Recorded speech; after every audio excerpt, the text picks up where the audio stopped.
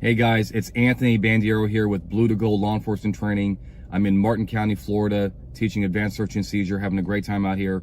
And the question I got was, can officers lie during a knock and talk? And the answer is yes. Certainly officers are not, required to share all their inner secrets about an investigation with an occupant. So that's not a problem. Courts have upheld, deception during investigations for centuries. But I want to transition to another related question, and that is, can officers lie to get into a home, to, see evidence and so forth? And the general rule for known officers, these are not undercover officers, these are known officers, that the occupants know that they're dealing with the police. The general rule is that officers should not lie about their primary purpose about coming into the home. Let me give you some examples. In an infamous case, officers told the occupants that there was a bomb planted somewhere in the building, right? They got a bomb threat, and they wanted to look for it. What the cops were really after was plain view evidence of drugs. Well, they get into the apartment to look for the bomb, they find, drug evidence, and we go from there.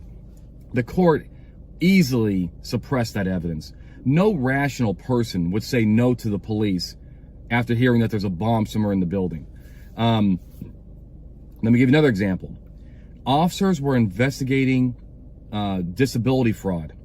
The occupant was suspected of being highly mobile, and he's lying about his disability and so forth.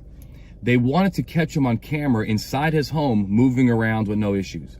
They told him that he was the victim of identity theft.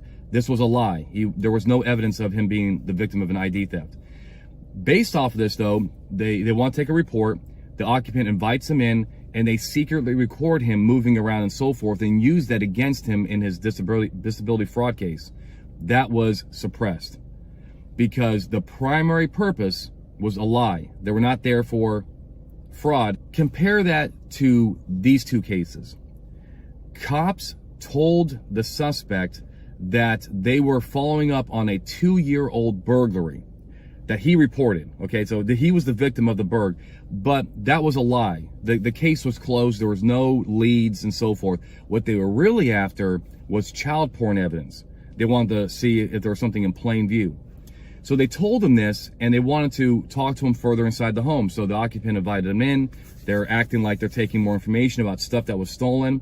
All the while, they're looking around the home, looking for plain view evidence.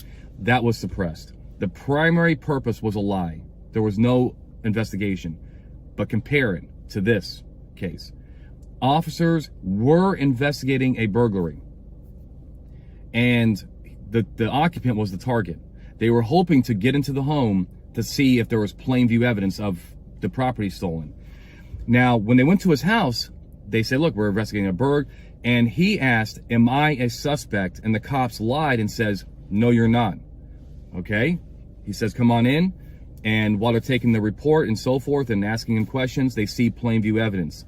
That was upheld as constitutional because the primary purpose was not a lie. They were there for the burglary. But the secondary purpose, of course, was also to see if they saw plain view evidence. So this is just about telling somebody why you're there. Remember, though, is if you remain silent about why you're there and you're like, hey, I just want to come in and talk, that's not the primary purpose. If you're telling the person the primary purpose is to talk, you can keep stuff to your vest, close to your vest. But if they ask you why you're there, you should tell them something related to the primary purpose. You can be general about it, but be careful because that's what the courts are looking for here. When you're dealing with the home, it is the most protected area under the Fourth Amendment, and courts are very cautious about you lying to get into the home, because if they grant you too much room here, they feel it could be abused. I hope this helps. It's kind of an interesting little question, so I wanted to expound on it. Keep your questions coming, and until next time, stay safe. When it comes to legal training, we're the gold standard. Visit bluetogold.com or call 888-579-7796 today to purchase the Search and Seizure Survival Guide, register for a class, or learn how to bring our search and seizure training to your agency.